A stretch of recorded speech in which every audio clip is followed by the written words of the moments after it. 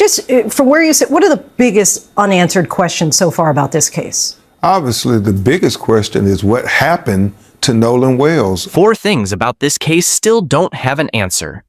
Why was Nolan Wells's phone found on the boat and not with him? Something the family's attorney, Ben Crump, has called very implausible. Who's actually arguing in the video that's now circulating with enhanced audio? Footage Crump reposted before investigators had verified a thing about it. And you're conducting your own investigation. How will that differ from what the authorities are doing? Well, one thing, we're trying to be very transparent because the family has some concerns about the state of Mississippi doing an investigation of the death of a young black man where young white students may be looked at as having some culpability. So the family is concerned about that. So we're going to have an independent autopsy. We have investigators talking to witnesses that have no alignment or no allegiance to the state. And that's important, Lindsay. When you think about Mississippi and the history of Mississippi, you know, this is the state where Emmett Till was lynched. You mentioned earlier there are some contradictions. Yes. What gives you confidence or perhaps concern about the investigation so far? Well, the fact that they continue to tell the family that we don't see any evidence of any foul play, even though you have students who recorded an altercation while they were on the boats of argument where you had Nolan and somebody yelling at one another on the boat. So that's an issue. And then you have the young lady make a statement and she says, well, Nolan and I finished talking and Nolan said he was going back to the boat. And then the boys on the boat said, no, Nolan told them he was going to stay with her. And so they are conflicting. She's saying he went and got on the boat. They saying he didn't get on the boat. So which is it? And all we know is Nolan is dead. What the girl who was with him right before he vanished has said, if anything, to investigators, a detail Crump hasn't addressed publicly at all. And what an independent autopsy, expected any day now, is going to show that the state's official one hasn't said yet. The same autopsy Crump pushed for after saying he found, in his words, so many inconsistencies in what Nolan's friends have described. Stay with me, because by the end of this, you'll have what's actually been confirmed on all 4, and what's still just a claim from one attorney. Quick refresher if you're already deep in this story. Nolan Wells, 18, was on Horn Island for the 4th of July with a group of friends when the group's boat started taking on water. They left. He stayed, planning to catch a ride back later. He never did. His body was found 2 days later. His family brought in Ben Crump, the attorney behind the Ahmaud Arbery, George Floyd, and Breonna Taylor cases. That's where we left off. Now let's open those 4 loops one at a time. Start with the phone. One detail that's gotten less attention than it should have is that Nolan's cell phone was reportedly recovered on the boat he and his friends had been using that day, not on him, and not with him on the island. Crump has pointed directly at this, saying it's very implausible Nolan wouldn't have wanted his phone with him if he was planning to spend more time on the island waiting for a ride. Local residents have also pointed out something separate but relevant here, that the waters around Horn Island have shallow points and currents that can shift fast, which is part of why the sheriff's office has leaned toward drowning as the likely explanation from early on. But that doesn't answer the phone question. Nobody has explained on the record why a phone that should have been with its owner ended up back with the group that left. That's loop 1, and it's still open. Can you clarify for us what was going on with his cell phone? Yeah, and that's something that's really troubling to his family as well. You know, the guys on the boat, they said Nolan stayed, but they took his cell phone. That's not adding up to them. The fact that then when the family gets the cell phone back, Lindsay, they're saying they are trying to understand why they're deleted messages. Now the video. You've probably seen the original clip, filmed from a boat near shore, showing a crowd on the beach with what sounds like an argument somewhere in the background. What's new is that a second version has surfaced with enhanced audio, and it's gone viral all over again, with people frame by frame trying to identify voices and figure out exactly who's arguing and about what. Investigators have confirmed they're aware of it and reviewing it.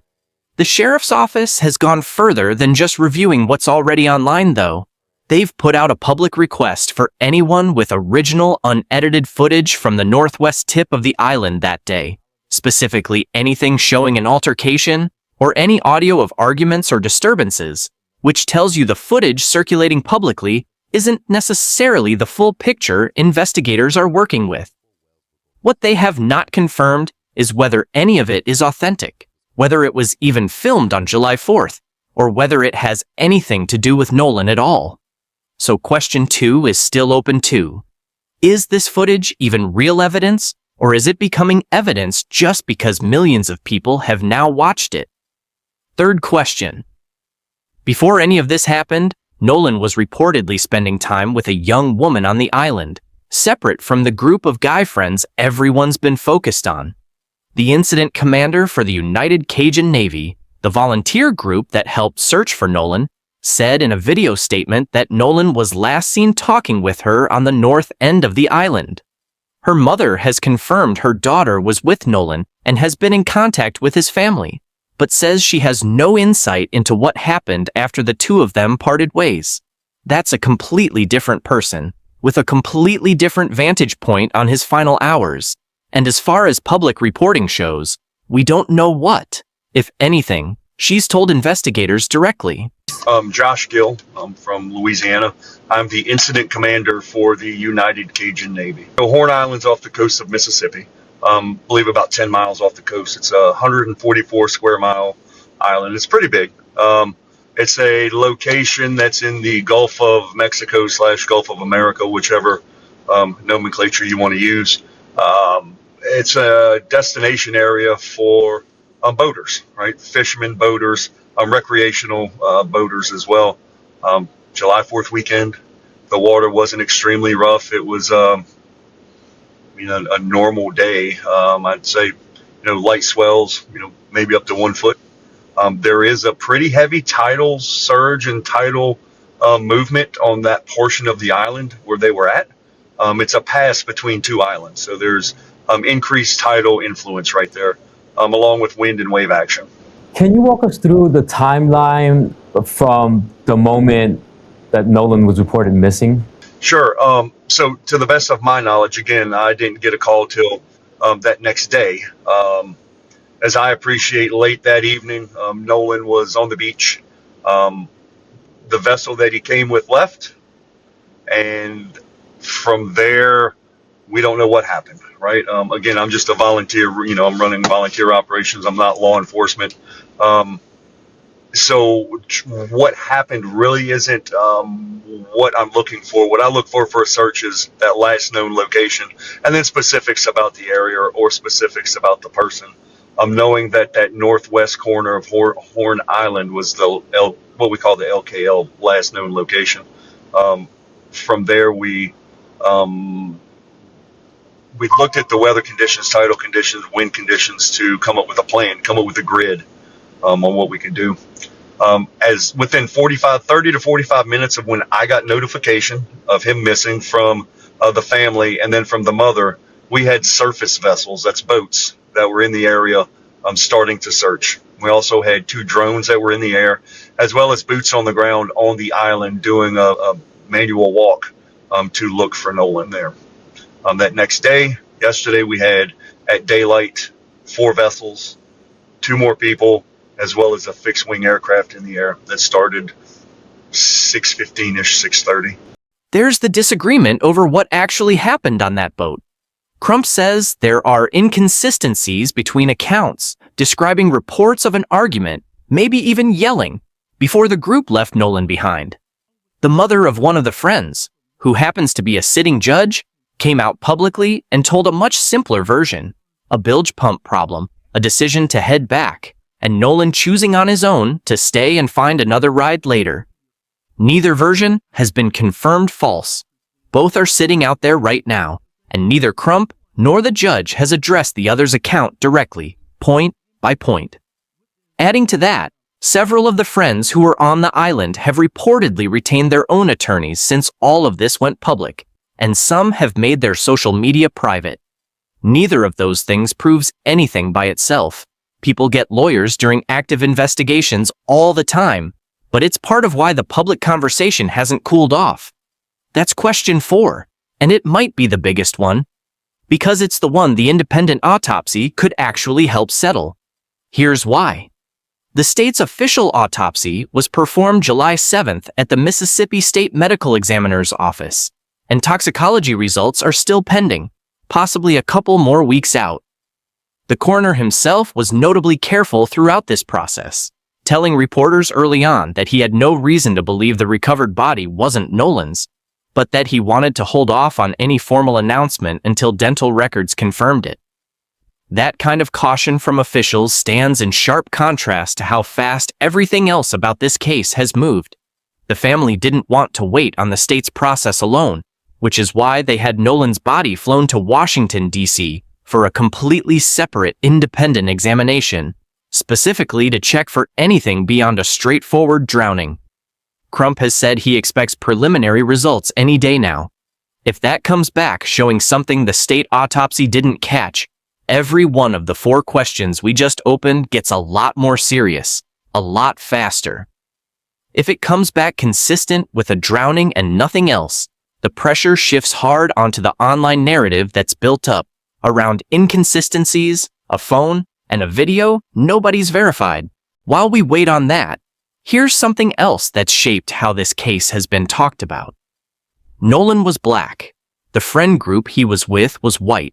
Nobody knows what happened to Nolan. Nobody remembers what happened. He went into the woods with a girl and we don't know what happened. So why did y'all leave him? Because I needed to be known that the one fact that we got for sure is they didn't report that baby missing until they got back home. They didn't call when they were getting ready to pack up the boat and come back home and realize, hey, we can't find Nolan. We've been looking for him for an hour. Come help us find him. They didn't report it until they got back home. So the same thing that happened to Nolan Wells almost happened to me. I think I was like 22 years old working at Texas Roadhouse. You know what I mean? Young, silly. Forgot a couple of the things that my granddaddy told me when I was growing up. I thought these people were my friends. Another lesson my grandparents taught me when I was younger is that you don't have any friends. You know what I mean? You really do not. Like, my siblings were always my friends, and I learned that. At any rate, I signed up to go on this, little trip with these people. They let us know, okay, so we're gonna get up on the bank right here, and then we're gonna go see the waterfall. So I'm like, oh, okay, so but what we gonna do at the waterfall? You know what I mean? Because I'm vibing, but at the same time, I'm not stupid. And they was like, we're just gonna look at the, sit there, light a fire, smoke some more, drink some more. And I'm like, oh, okay. So we get to the little spot where we pull up the canoes, we anchor them off and whatnot, and then they tell us, okay, so this little piece of water right here, we got to swim across that to get to the waterfall. So I get halfway through the water and I realize that, and I'm losing my strength slowly but surely. And at this point in time, I am calling out for help. No music is playing at this time. You know what I mean? None. Yeah, everybody was rambunctious, excited, whatever, but you could clearly hear me out there in the woods. It's still daylight. So I am screaming that I can't make it. Somebody please help me. They turn around, several of them look at me, say, you can do it, come on, let's go. And they continue to walk off. At this point in time, I have already said my prayers and have already decided that I'm going to meet my maker. I scream one more time, I am going to drown, and I went down. I don't know who, can't remember who was and what just made them decide to change their mind and come back, but one person jumped in that water, grabbed me, pulled me up onto the bank, and mind you, they didn't do anything else after that and continued on their way. As young black children, the same lesson that I'm sure you're telling all your children now, do not be the only one. And it really doesn't matter how people feel about that, because the concern is preservation of life. So for some reason, God saw fit to not allow me to lose my life that day. And for some reason, God called Nolan home. So I will say that despite what anybody feels about how you feel about the situation, please have that conversation with your children. And that's all I'm gonna say. Rest in peace, Nolan Wells, and to his entire family. Then Crump has pointed to that directly, drawing comparisons to other cases where families felt investigations into a black person's death didn't move fast enough. That's a real concern people are raising, especially with this many open questions still sitting unanswered. At the same time, the sheriff's office has said more than once that they're treating this like they would any other case, and that nothing so far points to foul play. Race doesn't change what the evidence shows, but it is a big part of why so many people are demanding this investigation be thorough instead of quiet. A Mississippi congressman has weighed in too, publicly calling this a tragedy and urging law enforcement to conduct what he described as a full, transparent, and timely investigation. Underneath every one of those 4 loops is a family that's actually grieving. Nolan's mother has asked repeatedly for privacy while she processes losing her son, describing him on Facebook as a special soul who was always willing to cheer people up. His grandfather has said publicly that he doesn't understand how an island searched one day could produce his grandson's body the next morning.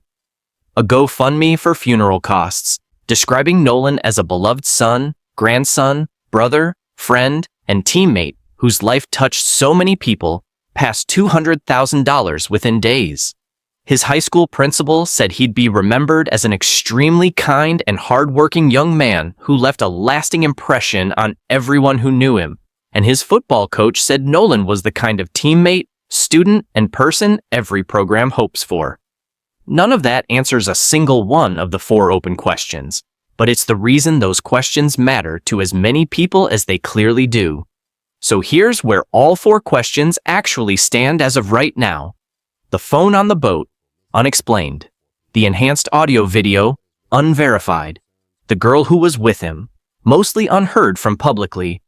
And the biggest one, what really happened between that bilge pump problem and Nolan being left on the island alone.